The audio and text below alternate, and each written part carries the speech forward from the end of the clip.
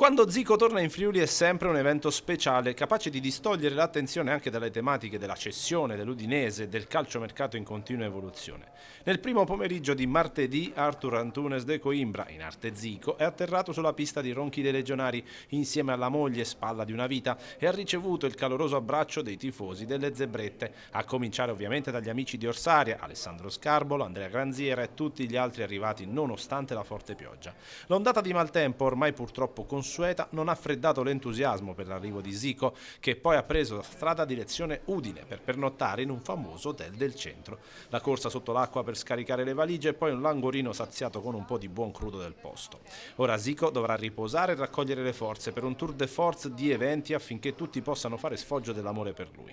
Mercoledì alle 16 conferenza stampa nella sede del club di Orsaria, che culminerà con una sorpresa assolutamente top secret per il Galigno. Da lì lo spostamento nella tarda serata a Dodo Sport a Percoto per firmare autografi su magliette e vessilli vari e per le classiche foto con i tifosi.